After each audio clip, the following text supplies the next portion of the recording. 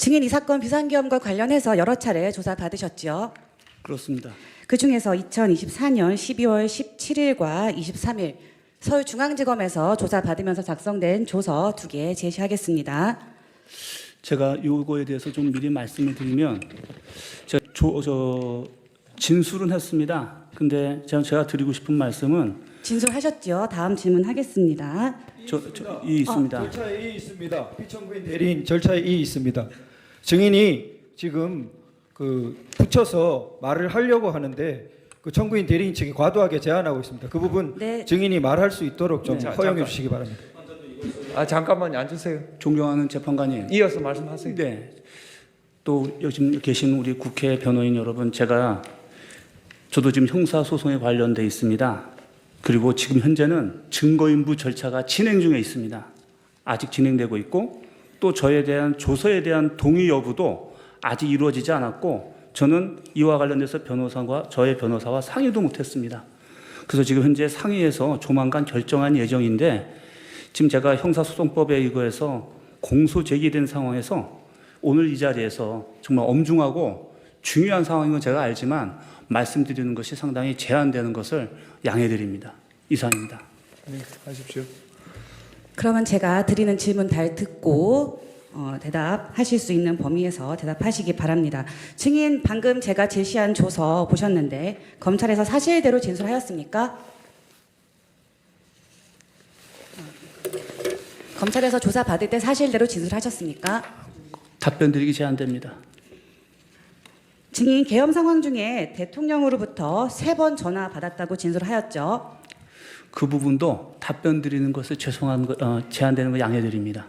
그러면 제가 답변을 하시지 않기 때문에 검찰에서 진술하신 조서를 제시하겠습니다. 확인시켜 드리겠습니다. 제1회 진술 조서 22쪽입니다.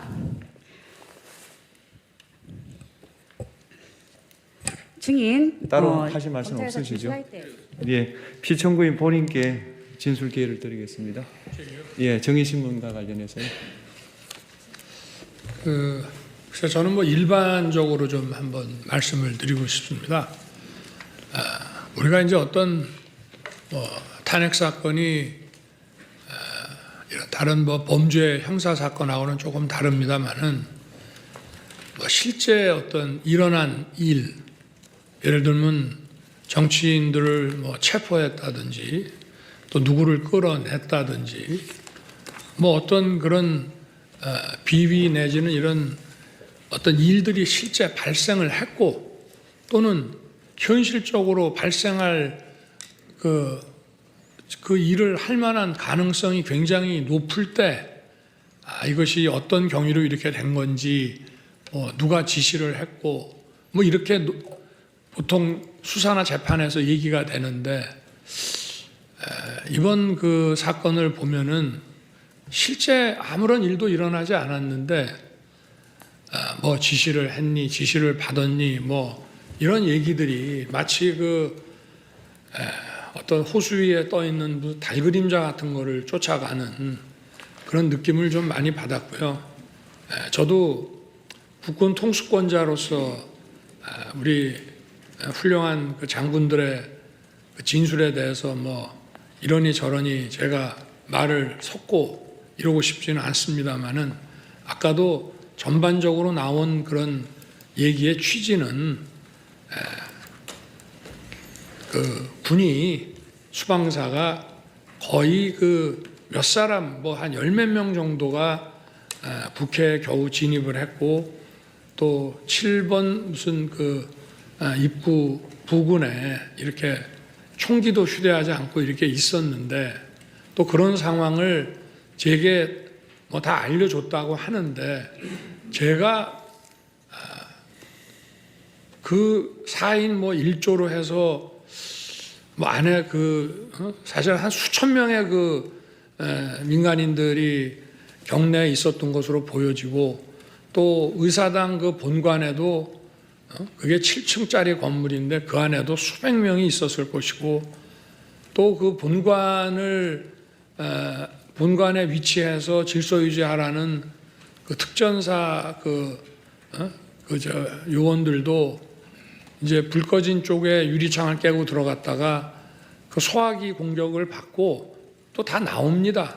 그런 상황에서 과연 그 처음에 뭐 14명, 나중에 이제 군 철수 지시하고 계엄 해제 나고 군 철수 지시가 이루어졌는데 그게 과연 상식적으로 가능한 얘기인지, 물론 사람들마다 자기 기억이 다르기 때문에 제가 뭐 자기 기억에 따라서 얘기하는 거를 대통령으로서 뭐라 할 수는 없습니다만은 좀 상식에 근거해서 본다면은 아마 이 사안의 실체가 어떤 건지 잘 알 수 있지 않겠나 하는 말씀을 드리고 싶습니다. 네, 이상입니다. 거에 대해 잠깐 여쭤보겠습니다. 체포와 관련돼서 계속 언급되는 것이 수방사 비원봉 거인데요. 또 증인은 또 국방이나 국회에 나가서 이 부분에 대해서 자세히 설명을 하려고 하는데 민주당 의원들이 계속 말문을 막아서 말씀을 못하신 걸로 보입니다. 수방사 비원봉커가 뭐 하는 곳입니까?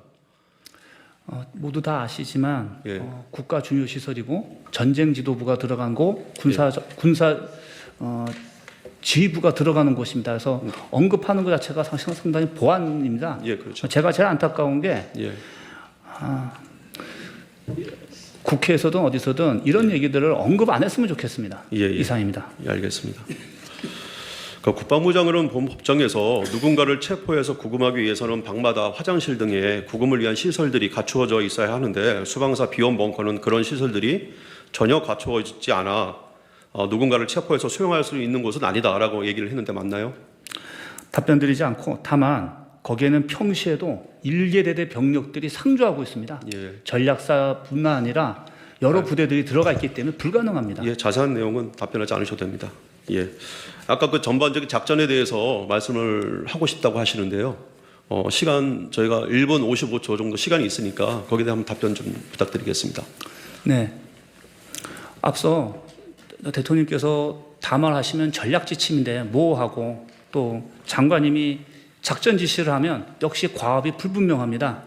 근데 그게 군인들의 역할입니다. 자유민주주의 국가의 문민 통제 체제에서는 민간이 군을 알 수가 없기 때문에 두리뭉실 얘기하고 항상 군인들은 그 대비를 해야 됩니다. 계획이 없었습니다. 그러면 어떻게 해야 되냐면 그때 현장에 가서 전략 지침을 이해해서 나름 평가를 해서 명령을 주려면 구체적으로 주지 못하더라도 국제법과 국내법에 위반되지 않는 부분부터 해석합니다. 그게 통상 우리 교리상에 제약사항, 금지사항이 있고 최종 상태라는 게 있습니다. 제가 상황 벌어지자마자 부하들과 얘기하면서 최종 상태를 얘기한 게 그거였습니다. 과업이 불분명 상태에서 혼란할 수 있으니까 각자와 맨 위와 맨 아래가 같은 선상에서 생각할 수 있는 방향이 있어야 되는데 그것이 세 가지였습니다. 곧바로 한 10분 내에 얘기했던 것 같은데 국가 중요시설이 보호돼야 되고 국민은 안전해야 되고 또 시민이 안전해야 되고 그다음에 우리 장병들이 다치면 안 된다. 이걸 가지고 시작하자라고 그런 상태에서 제가 제일 먼저 가게 됐던 건 사령관은 가장 결정적인 장소, 상황에 결심할 때가 어딘가를 봐야 되는데 제가 판단했을 때는 국회였고 다 모르기 때문에 그다음에 저희도 그 많은 훈련했지만 국회에 들어가서 훈련이라든가 정찰을 해본 적이 없었습니다. 그래서 내가 직접 가겠다고 먼저 가겠다고 말했던 거고 가서 보니까 앞서 설명하신 것처럼 정말 시민들이 너무 많았고 상황이 너무 달랐습니다. 그래서 제가 평가를 한 다음에 했던 금지사항 그게 두 가지였는데 장갑차 들어오지 마라, 장갑차 출동하지 마라, 그 다음에 모든 장병들은 총을 차에다 내려놓고 국회로 이동해라. 이 지시를 한 겁니다. 그러니까 이게 막 상황은 되게 복잡했지만 군인들은 단순하게 해석해버려야 됩니다. 그래야만 임무가 되고 부하들이 불필요하게 시민이라든가 전우들을 다치게 하지 않거든요. 그래서 제가 해준 역할은 거기까지였고 그 다음에 현장에 도착하게 되면 분명히 전술제대 지휘관들이 저한테 자기들이 상평가해서 이렇습니다 라고 얘기하면 제가 그때부터 과업을 줄 수 있었는데 계엄이 해제가 2시간 만에 끝나다 보니까 도착도 못하고 끝나버렸습니다. 그래서 결론적으로는 제가 우리 부하들에게 작전 구상에 의한 하나의 과업들을 주지 못하고 끝나게 돼버린 겁니다. 이상입니다. 네. 제 주신 15분 하십시오. 네, 계엄 선포 시에 상관인 국방부 장관 지시에 따라서 국회 병력을 투입했다라는 질문에 그렇다고 대답을 했는데 계엄 선포 시에 수방사령관이 국방부 장관 지시를 받도록 되어 있습니까? 계엄 선포 직후에 또 아까 병력 투입 지시는 계엄법에 따른 적법한 지시라고 생각했다 이렇게 얘기하셨는데 계엄 선포 직후에 계엄 사령부도 구성되기 전에 국회에 출동해서 작전을 시행하는 것이 계엄법에 따른 적법한 지시였다고 주장하는 것인가요? 그 부분은 제가 답변을 드리진 않겠지만 저는 그때 계엄이 선포되었기 때문에 계엄사 구성되기 전에 어떤 주요 조치, 선조치는 있을 거라고 군인들은 그렇게 이해합니다. 이상입니다. 증인 조금 전에 반대 신문 답변하면서 그 이제 피청구인 측으로부터 이제 이 뭐 검찰로부터 유도 신문이 있었는지 뭐 이런 질문을 받았습니다. 증인이 검찰에서 이 대통령과 3번 통화가 있었다는 사실을 처음 밝힌 것이 12월 14일인데 당시 그리고 증인도 사실 뭐 유도 신문을 한 것은 아니다 이렇게 대답을 했죠. 저는 그거에 검찰의 당연한 역할이라고 생각하지 유도 신문이라고 생각하지 않고 당시에 그렇게 하지도 않았습니다. 그럼 유도 신문이 아니라 증인이 기억하는 대로 답변한 것이지요?